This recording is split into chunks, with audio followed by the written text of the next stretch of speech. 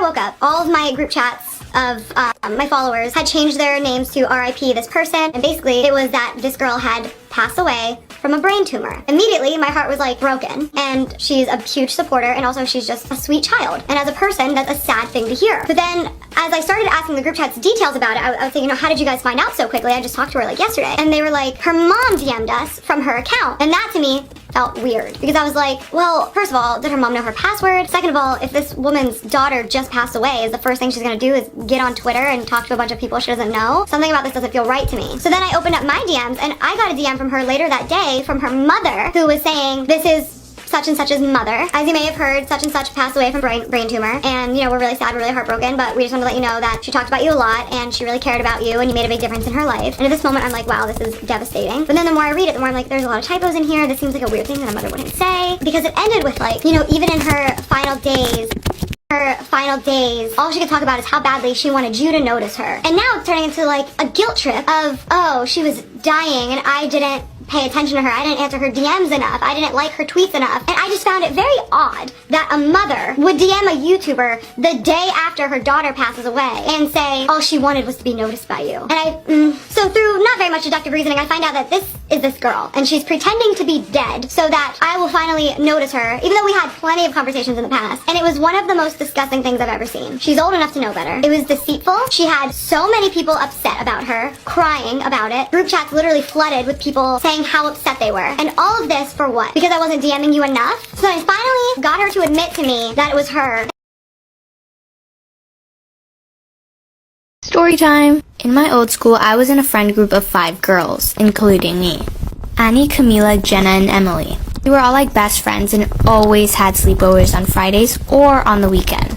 But Camila always said that she couldn't make it because she had soccer practice. We all said, it's okay, you'll come next time, even though she never came, and we never thought anything about it. Until one Wednesday afternoon at lunch when Emily went to the bathroom.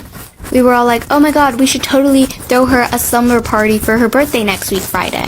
And everybody said, yes, of course, and we all started planning it. But of course, Camila said, sorry, I have soccer practice, I can't make it. And me, as a straightforward person I am, said, you really can't miss one soccer practice for your best friend's birthday party? She of course felt really, really bad and said, okay, fine, I'll go. We were all super happy, but that was obviously a really bad idea. Part 2 of my last story time. So the day comes of Emily's birthday and we go to her house and we set up all the decorations, the piñata, the cake, all the arts and crafts, all the activities and everything. And when we arrive, we surprise her and we do all the activities, we eat cake, we do the piñata, we eat a bunch of stuff, and then it starts getting pretty late. So we decide, oh my god, let's go upstairs and watch scary movies and tell scary stories, and let's bring all the candy. So we went upstairs with all the candy, a bunch of candy, and we all set up our movie spot, and we start watching scary movies and telling scary stories. Everybody gets pretty tired, and we're all like, yeah, I'm going to bed, yeah, me too. But for some reason, Camila was like, no guys, come on, let's pull an all-nighter. Everybody was pretty tired, but apparently Camila was not. Annie and Emily decide, let's try to pull an all-nighter, but everybody else went to bed. But that night, something very scary happened. Part 3 of the Camila story time. In the middle of the night, I hear a noise, so I decide to get up because I had to go to the bathroom anyways. I see that a bucket of Twizzlers were tipped over. I thought, oh, maybe someone else also had to go to the bathroom. Let me go look for them. And while I'm leaving the room, I see that Camila is the only one who's not in her sleeping bag. I go to the nearest bathroom and I check if anyone's in there, and there's no one in there. I really had to go to the bathroom, so I got inside and I did my business, and while I was doing my business, I heard a door slam. After I finished doing my business, I got up and I started looking for Camila in all the bathrooms because Emily's house was really, really big. I go look around in the other bathrooms and there's no one in them. So I decide to look in some of the bedrooms, but there was still no one in there. I decide to go back upstairs and wake up Annie, Emily, and Jenna. We all start searching the house, but we can't find Camila anywhere. At this moment, we were all scared that she had gotten kidnapped. Then we go into Camila's parents' bedroom and we see that the dad isn't in his bed. Part 4 coming soon.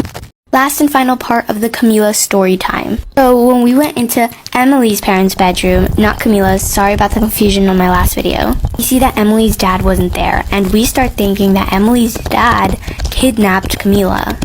Emily was bawling her eyes out. We were all super scared, and I had never been this scared in my entire life. Emily's dad was like a second dad to me, so I was super scared that I had been hanging around a kidnapper my entire life. Emily's mom woke up and said what's going on, and we tell her this whole story, and she's like, girls, calm down, Camila went home. We were all like, wait, what? And she was like, go get some rest, I'll tell you tomorrow at breakfast. At breakfast, Emily's dad was back. He explained to us that Camila was scared of the dark and scared of sleeping at other people's houses. And she probably dropped the bucket of Twizzlers when she was getting up to go tell Emily's parents that she wanted to go home. Camila's fine now and everything's okay. Thank you guys so much for all the love and support on my videos.